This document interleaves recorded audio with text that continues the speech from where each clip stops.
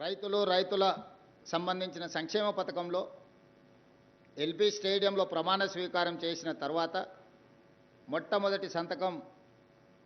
ముఖ్యమంత్రిగా doctor YS Rajasekhara Reddy గారు ఉచిత కరెంటు మీద, రైతుల మీద పెట్టిన వేలాది క్రిమినల్ కేసుల మీద, రైతులకు వ్యవసాయ బిల్లులు దాదాపుగా 1300 కోట్ల రూపాయల బకాయిల రద్దు మీద మొట్టమొదటి సంతకం చేయడం ద్వారా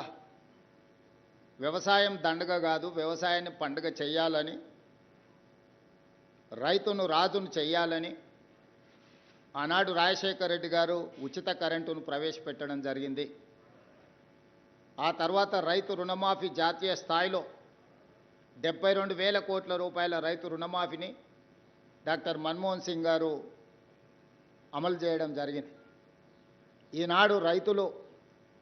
దళారుల చేతుల్లో లేకపోతే మిల్లర్ల చేతుల్లో మోసపోకుండా ఉండడానికి కనీస మద్దతు ధర విధానాన్ని తేవడమే కాకుండా పక్కడ్బందీగా అమలు చేసి రైతులు పండించే పంటకు కనీస మద్దతు ధరను ప్రకటించి అంతకంటే తక్కువ ఎవరైనా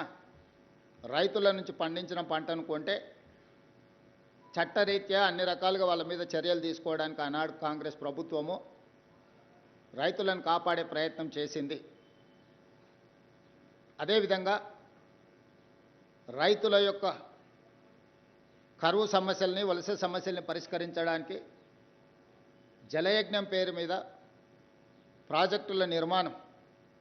వేగవంతం చేయాలి, అత్యంత ప్రాధాన్యతతో కూడుకున్న ప్రాజెక్టులను పూర్తి చేయాలని ముఖ్యంగా తెలంగాణ రాష్ట్రానికి సంబంధించి కల్వకుర్తి ఎత్తిపోతలు కావచ్చు, భీమా, నెట్టంపాడు, కోయిల్ సాగర్, జూరార్ల ప్రాజెక్టుల యొక్క పూర్తి కావచ్చు, ఆర్డీఎస్ ప్రాజెక్టు యొక్క ప్రక్షాళన కావచ్చు, రాజీవ్ సాగర్, ఇందిరా సాగర్ కావచ్చు, ఈనాటికి అసంపూర్తిగా ఉన్న ఎస్ఎల్బిసి టన్నెల్ కావచ్చు, ఈరోజు పేరు మార్చి, ఊరు మార్చి, అంచనాలు మార్చి 1,00,000 కోట్ల రూపాయలు కొల్లగొట్టిన కాళేశ్వరం, ఆనాడు ప్రాణహిత చెహెల్ పేరు మీద తుమ్మిడిహెట్టి దగ్గర ఆదిలాబాద్లో మొదలై రంగారెడ్డి జిల్లా వికారాబాద్, తాండూరు వరకు గోదావరి జలాలను తరలించడానికి ఆనాడు తీసుకున్న ప్రణాళికలు మీకు అందరికీ తెలుసు. ఇవే కాదు, చాలా ప్రాజెక్టులు, ఎస్ఆర్ఎస్పి కావచ్చు, మిడ్మానేర్ కావచ్చు, శ్రీపాద ఎల్లంపల్లి కావచ్చు, దేవాదుల కావచ్చు, ఇలాంటి చాలా ప్రాజెక్టులని ఆనాడు తెలంగాణ రాష్ట్రం యొక్క ప్రయోజనాల కోసం జలయజ్ఞం ఆధ్వర్యంలో ఆ 10 సంవత్సరాలు ప్రణాళికలు రచించి చాలా ప్రాజెక్టులను వేగవంతంగా పూర్తి చేయడానికి ప్రయత్నం చేసింది. ఈనాడు మనం గుర్తు చేసుకోవాల్సిన పేదల యొక్క గుండె ధైర్యం పి జనార్దన్ రెడ్డి హైదరాబాదు నగరంలో ఉద్యోగ ఉపాధి అవకాశాల కోసం ఇతర జిల్లాలు, ఇతర రాష్ట్రాలు, ఇతర దేశాల నుంచి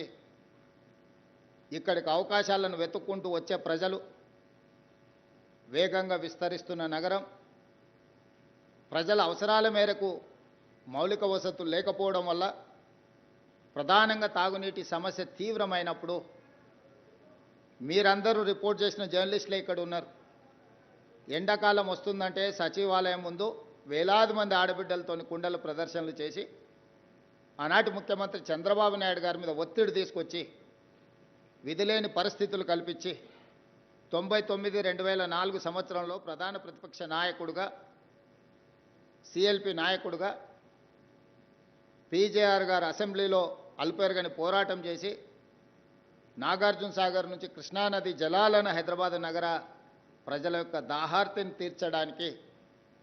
పి జనార్దన్ రెడ్డి గారు ఎనలేని కృషి చేసి